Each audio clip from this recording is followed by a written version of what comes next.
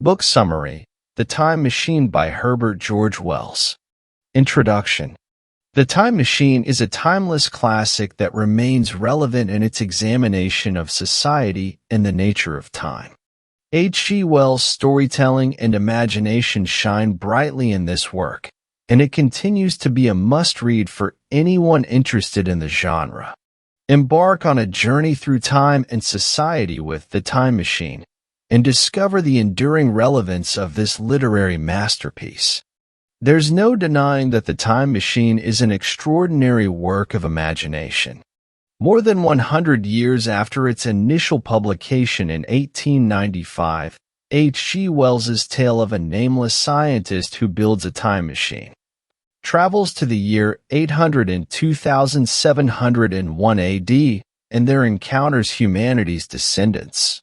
The childlike Aloy and the monstrous Morlocks continues to engage readers and inspire fellow science fiction authors. Still, The Time Machine is hardly light entertainment. In many ways a response to the popular utopian fiction of the period, Wells handily inverts a core belief of his day, namely, that scientific and technological progress would, inevitably, lead to a better tomorrow.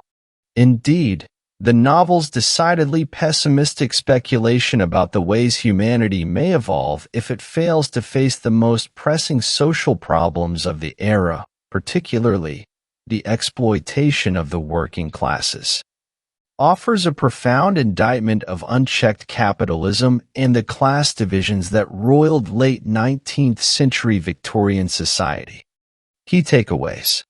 Number 1. H. G. Wells's The Time Machine offers a dystopian vision of humanity's future.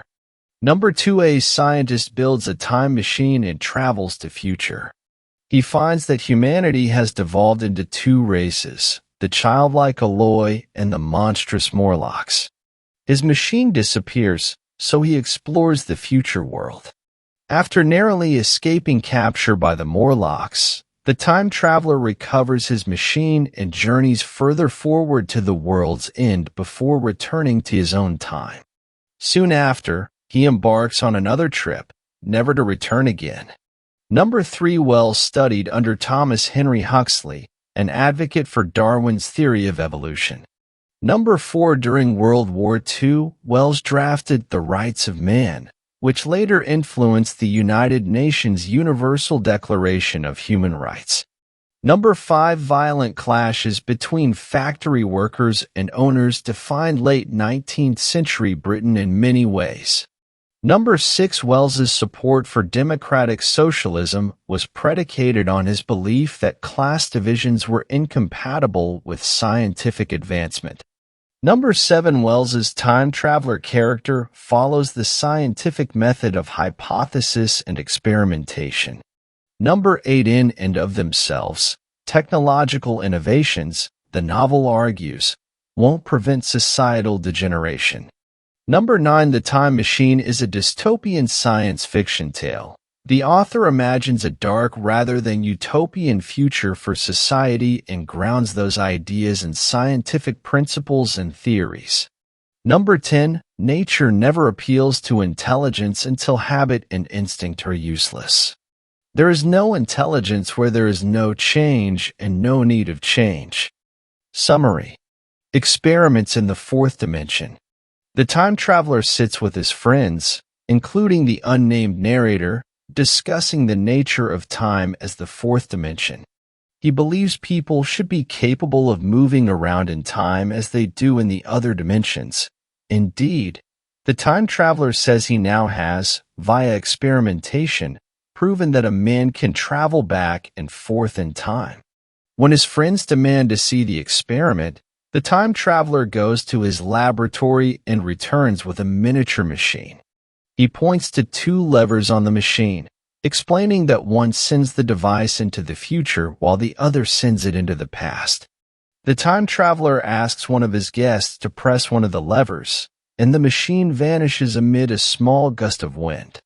The machine, the time traveler explains, is now headed into the future, but so fast that the members of the group can't perceive it. He then leads his guests into his laboratory, where he shows them a full-size version of the machine. Though the guests feel sure the time traveler is playing some kind of trick on them, the man insists he is deadly serious. He plans to use the machine to explore time. 1 week later, the narrator returns to the time traveler's house for dinner.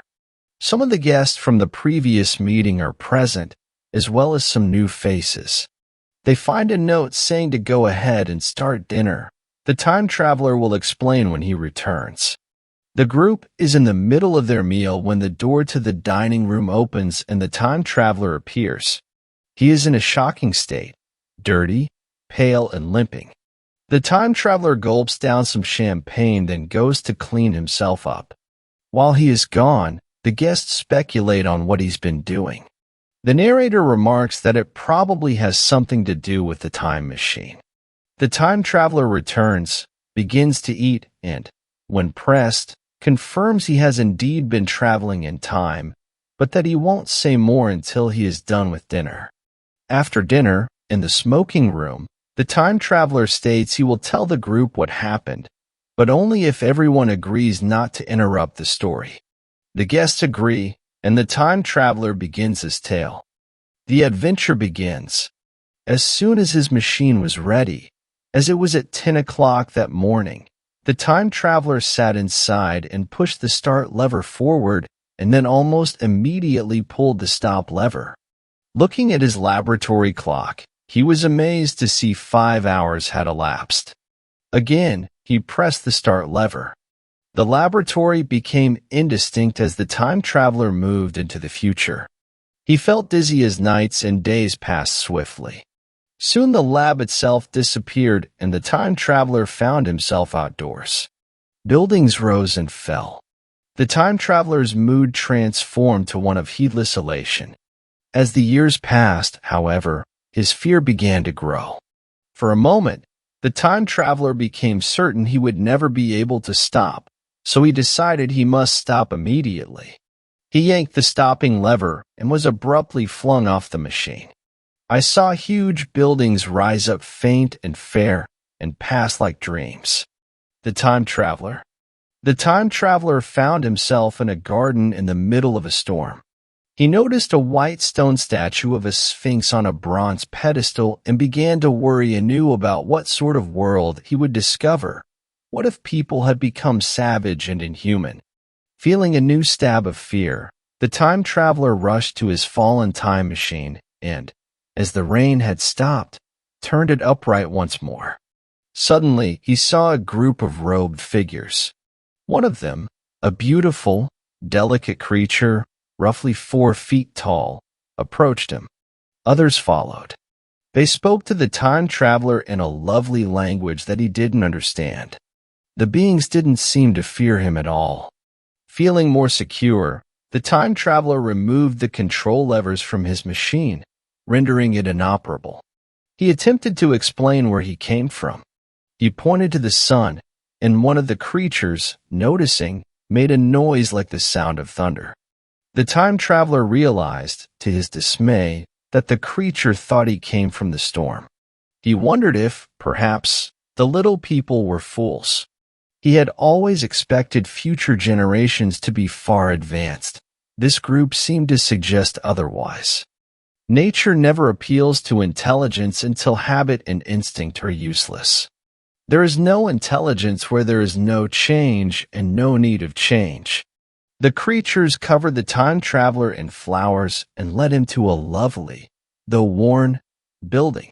Inside, he ate the strange fruit the creatures gave him and tried to learn their language. They found his questions amusing at first, but soon grew tired of teaching him. After eating, the time traveler went back outside to explore the world of 800 and 2701 AD. Humanity's decline. The time traveler saw a number of ruins and noted that the only standing structures appeared to be large, castle-like buildings. There were no single-family homes. He thought of communism. Looking at the group of creatures following him, he noticed there seemed to be no difference between male and female, and no signs of age or disease. Everyone wore the same style of clothing. He considered how these things might make sense. Without hardship or danger, humanity no longer needed male strength or female gentleness. It no longer required intelligence or ingenuity or passion. Cooperation would rule, and toil would end. And, eventually, having achieved these heights, society would begin its slow decline, as these mindless, yet lovely, creatures showed. However, the time traveler explains to his listeners in the present, these initial theories would ultimately prove incorrect.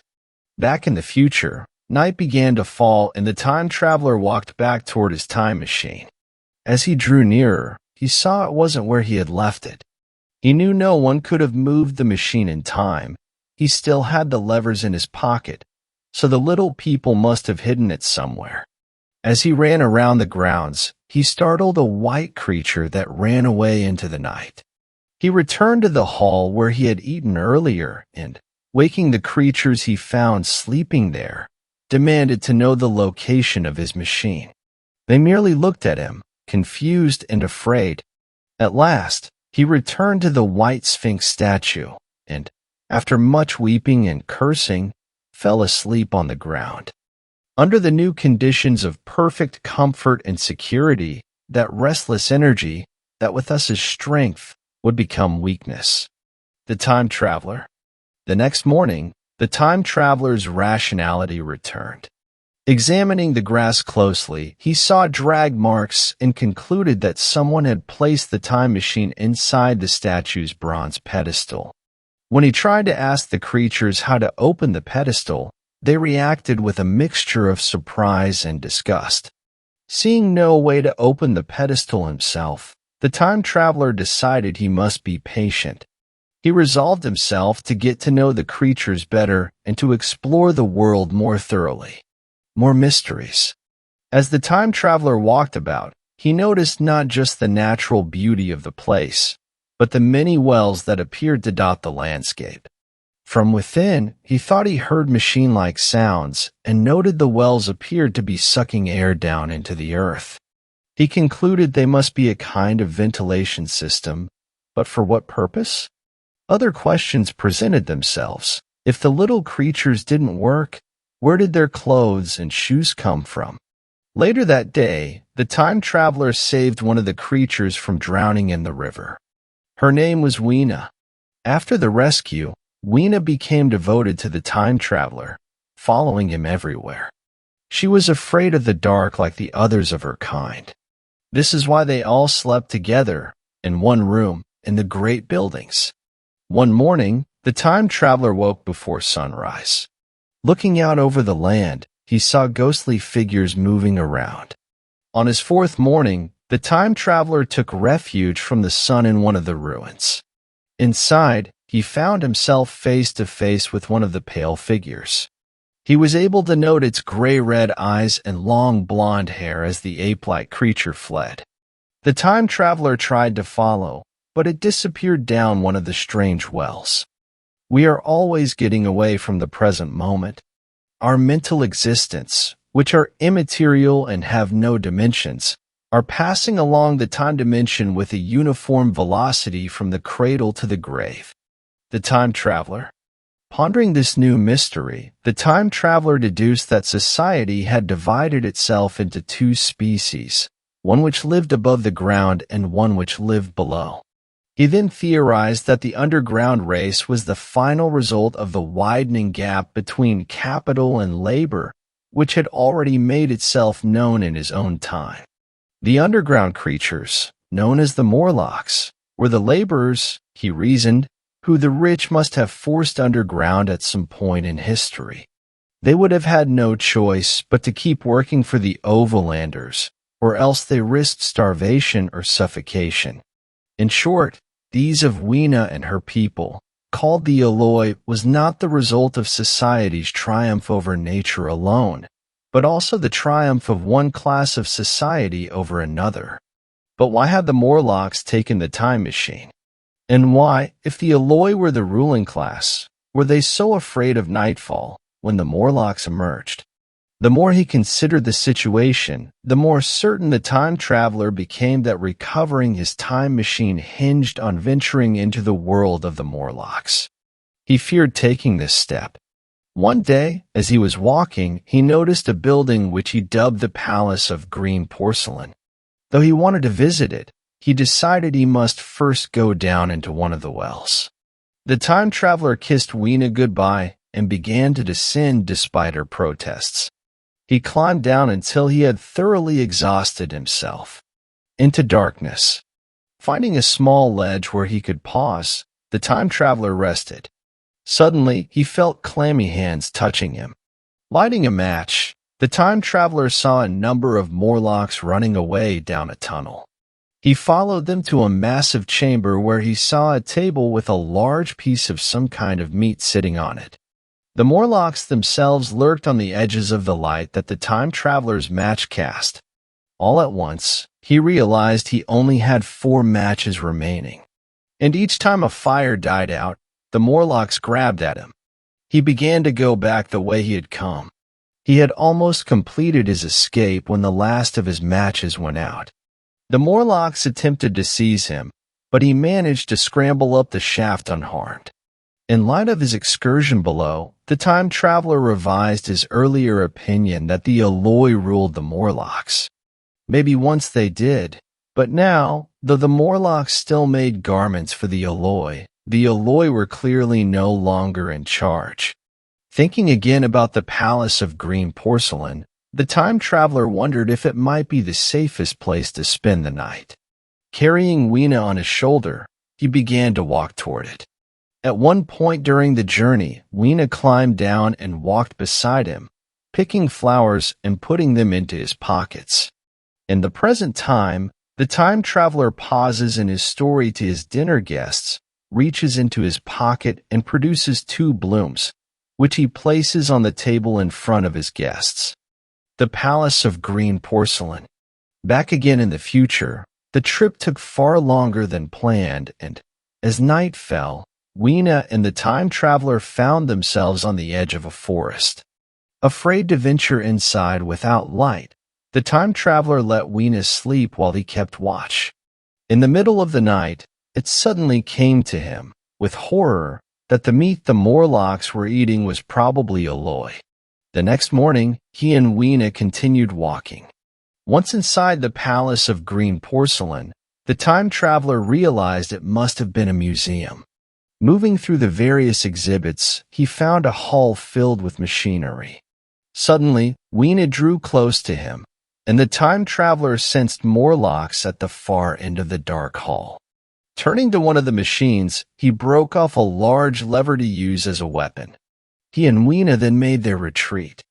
Moving through a crumbling library, the time traveler briefly mused on the time wasted in writing all those books. He found some camphor, a highly flammable substance, and a box of matches encased in glass.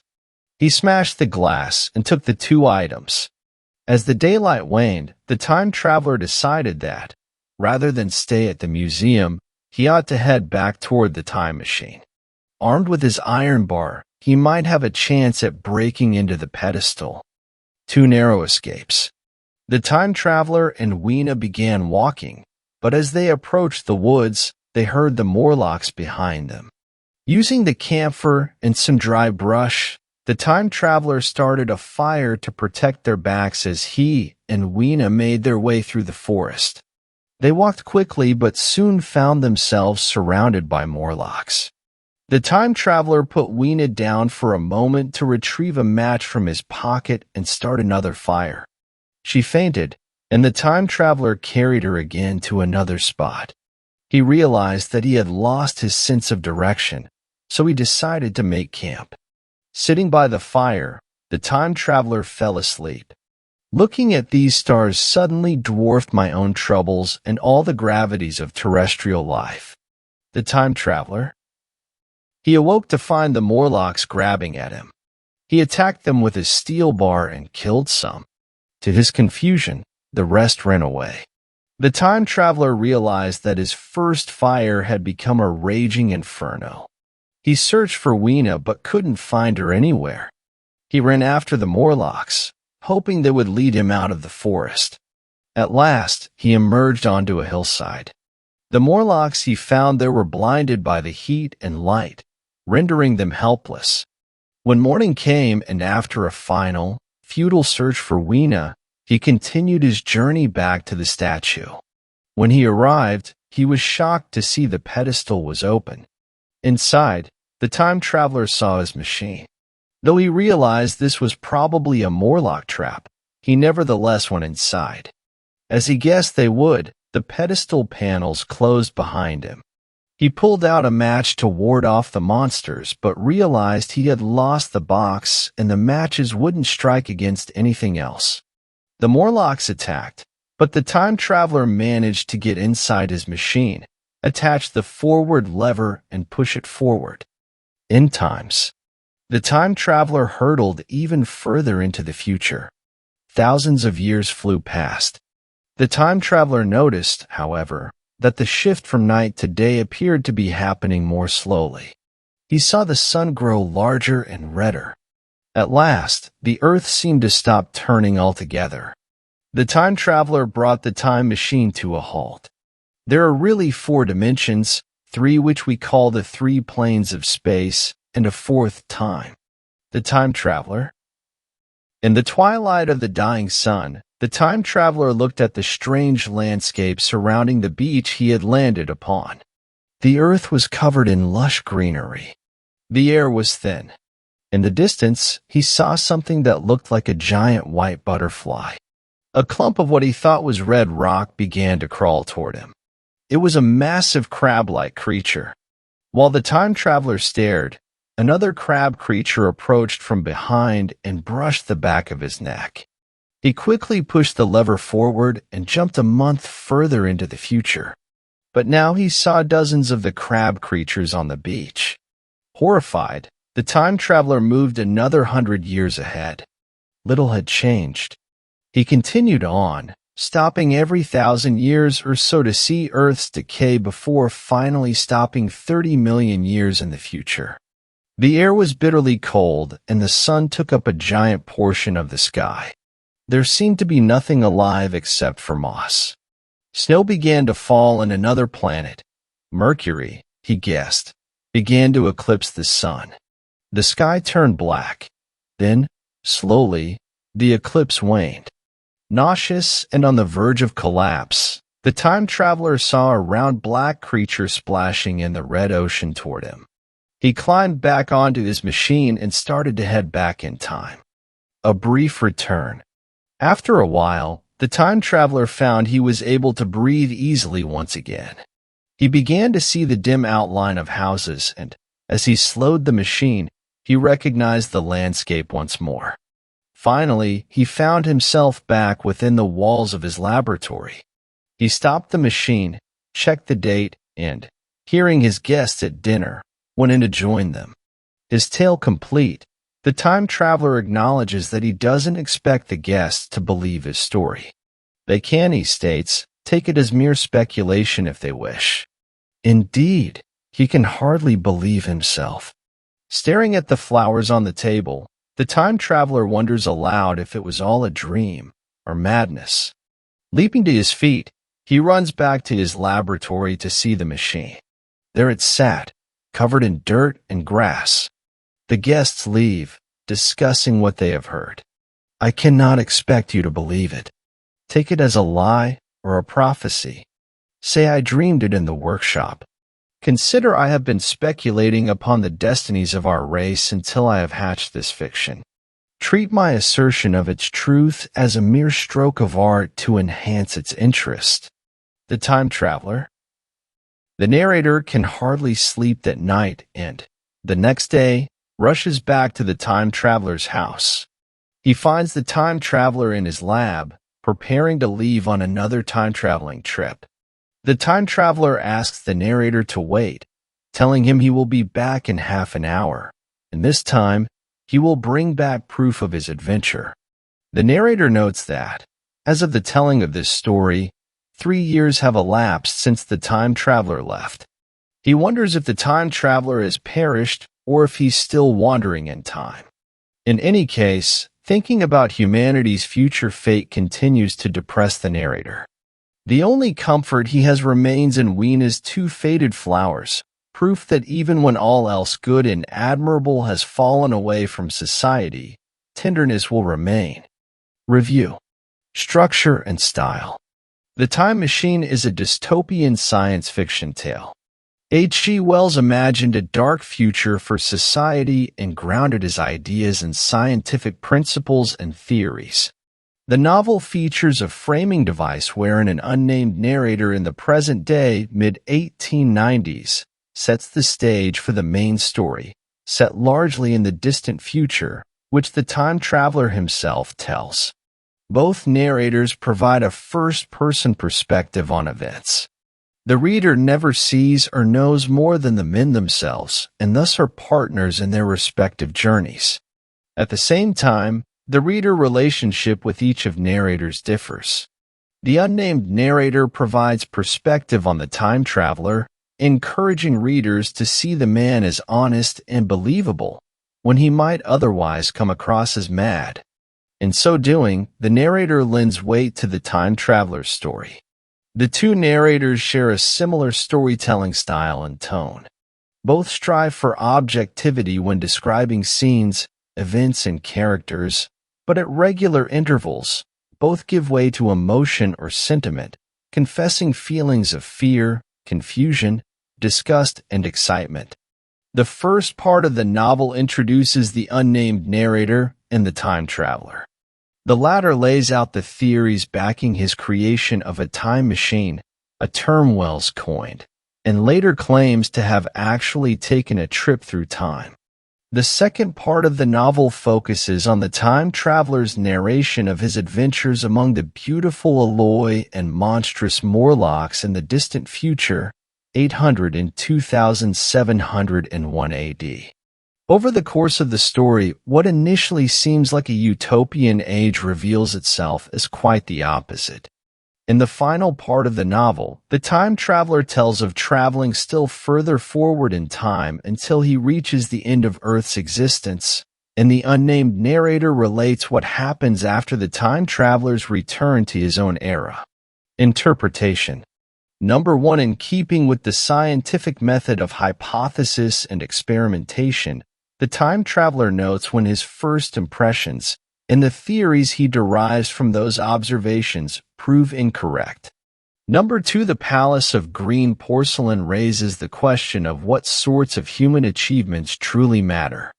As the crumbling artifacts underscore, the things humanity focused their intellect upon in centuries past were useless in preventing society's decline, and in fact, may have precipitated it. Perhaps if greater attention were paid to solving social problems, human beings wouldn't have devolved into the foolish Aloy and monstrous Morlocks. Number 3. Wells believed that suspension of disbelief was of vital importance in speculative fiction. To that end, he roots the notion of time travel in scientific theory, gives the time traveler realistic emotions, including irrationality, and frames his extraordinary adventure with a real-world setting, comprising, as Wells put it, all that I could imagine of solid upper-class comforts. Number 4. The time traveler's decision to save Weena from drowning and his appreciation of her companionship afterward offer a counterpoint to the image of the scientist as purely objective and unemotional. Weena can't help the time traveler recover his time machine or protect him from the Morlocks, his two primary concerns. All she can do is assuage his loneliness. Number 5. Though the novel offers a clear indictment of working-class exploitation, its focus on the upper classes, both in the framing story and the time traveler's narrative, indicates that Wells's message is aimed, primarily, at upper-class readers. It is they who must change their ways lest they doom humanity to a future even more violent and divided than the present. Number 6. As a force alternately portrayed as useful or dangerous in the tale, fire symbolizes Wells's view of technology. As the Industrial Revolution showed, such advancements have the capacity to improve human lives, but they can also dull people's wits and serve as a tool of oppression. Number 7. Wena's flowers act as proof of the veracity of the time traveler's tale, as a representation of the Eloi themselves, beautiful but weak, and, for the unnamed narrator, as a symbol of the gratitude and tenderness that society will retain when all else good about humanity passes away. Number 8. The statue of the White Sphinx, based on a mythical creature which posed riddles and consumed those who failed to answer correctly, represents both the time traveler's approach to the future world as a puzzle that requires solving, and the core issue at the novel's heart: how to solve the labor problem before it devours society. Historical background: an era of class conflict. The end of the 19th century in Britain was a time of great technological development and socio-economic upheaval. New industries bred mass manufacturing and consumption of goods. The Irish pressed for independence from England. Women agitated for the right to vote. Workers formed trade unions to fight against too long hours, poor pay, and dangerous employment conditions. Indeed, the so-called labor question, with its sometimes violent clashes between factory workers and owners, defined the era in many ways. While a number of laws passed during the early and middle parts of the 19th century improved working conditions somewhat, especially for women and children, social and economic divisions remained stark. Some within the middle and upper classes believed in the necessity of further reforms to help laborers continue to improve their circumstances.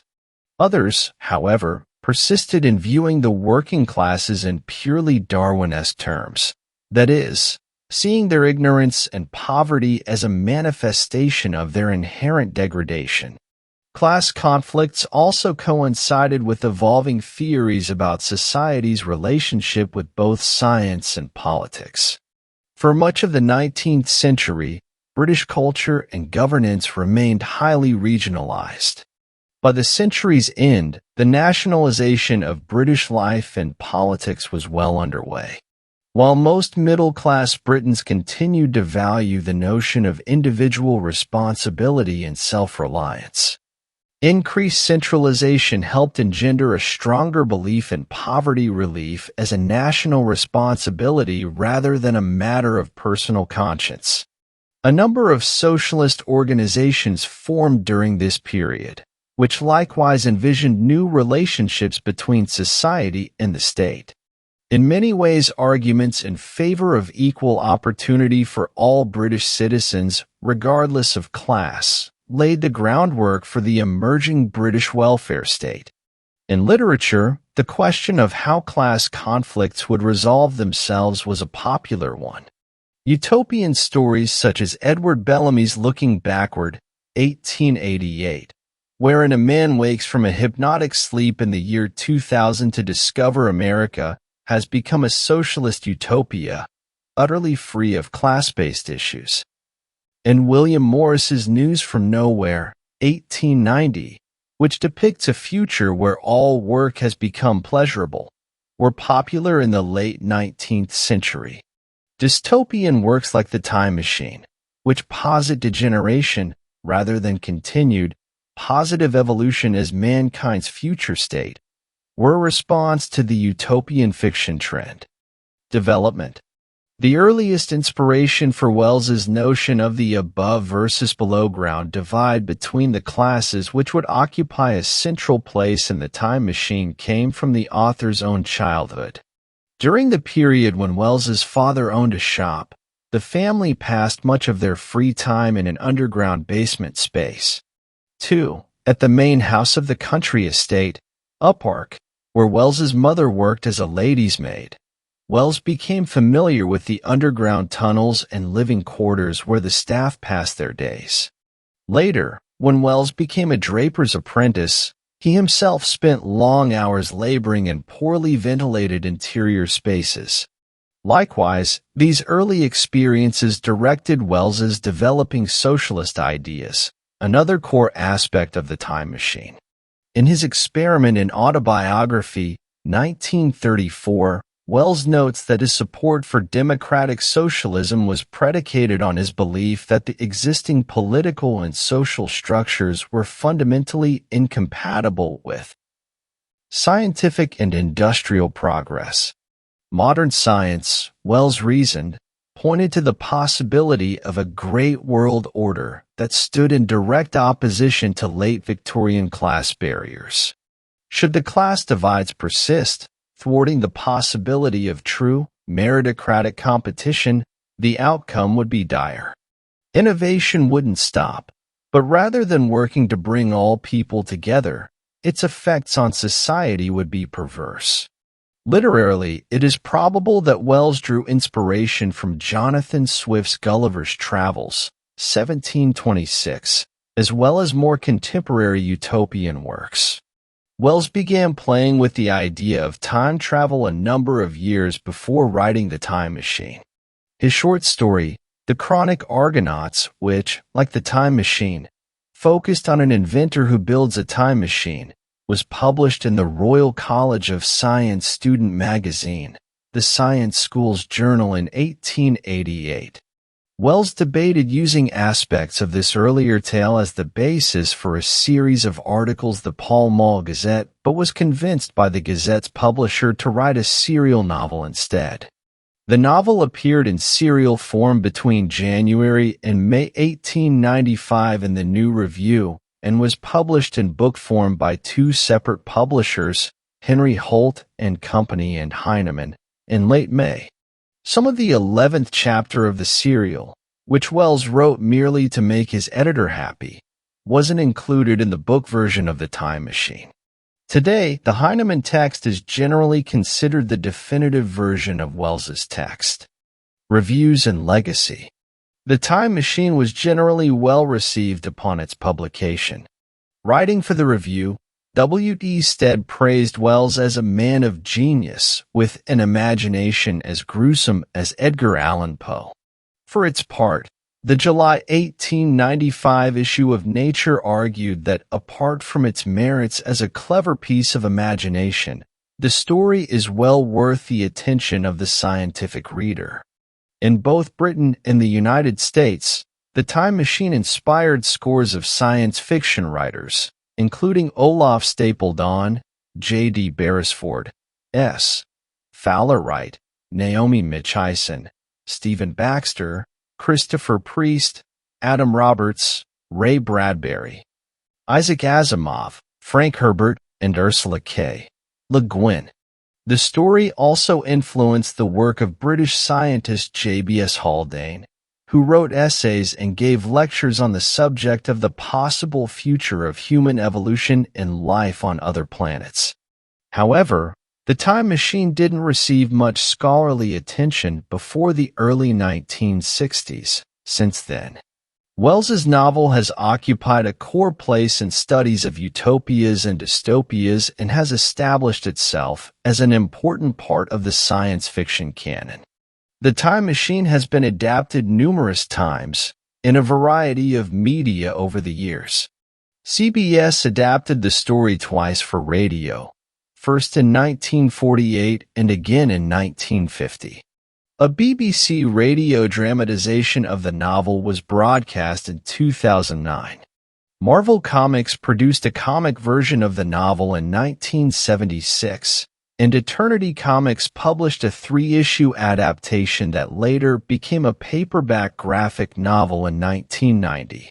The Time Machine first became a feature film in 1960, starring Rod Taylor, Alan Young, and Yvette Mimieux. While the film received mixed reviews, it won a Best Effects Oscar for its time-lapse photographic techniques. A 2002 remake starring Guy Pearce and Jeremy Irons reset the story in New York, added a number of convoluted plot points not present in the novel, and received mostly negative reviews. Conclusion. The Time Machine by H.G. Wells is a classic science fiction novel that takes readers on a journey through time. The story is narrated by an unnamed protagonist known as the Time Traveler. He invents a machine that allows him to travel through time, and he demonstrates this invention to a group of friends. He travels to the distant future, where he encounters two distinct races, the peaceful and childlike Alloy and the sinister and subterranean Morlocks. The novel explores the consequences of human evolution, societal decay, and the concept of time as the fourth dimension. As the time traveler delves deeper into the future, he witnesses the gradual decline of human civilization, giving rise to the Alloy and the Morlocks. The Alloy live above ground, enjoying a life of leisure and innocence, while the Morlocks dwell below, becoming the workers who maintain the machines and infrastructure. Wells' vivid imagination paints a vivid picture of this future world, which serves as a thought-provoking commentary on the societal disparities of his own time. The Time Machine is a thought-provoking and imaginative masterpiece that continues to captivate readers with its exploration of time and evolution. H.G. Wells' storytelling prowess is evident in the vivid and detailed descriptions of the distant future. The stark contrast between the Alloy and the Morlocks provides a compelling commentary on class struggle and the potential consequences of unchecked societal disparities. The time traveler's encounters with these races lead to moments of tension, suspense, and philosophical contemplation, making this a well-rounded and engaging read. Wells' narrative style is both engaging and thought-provoking, making it a must-read for fans of science fiction and social commentary. The novel's exploration of time as the fourth dimension and the consequences of human evolution are themes that continue to resonate with readers to this day. In conclusion, The Time Machine is a timeless classic that remains relevant in its examination of society and the nature of time. H.G. Wells' storytelling and imagination shine brightly in this work, and it continues to be a must-read for anyone interested in the genre. The end. I hope you do enjoy watching the Time Machine summary. Thank you for watching. Please subscribe, like, and share. See you in next video.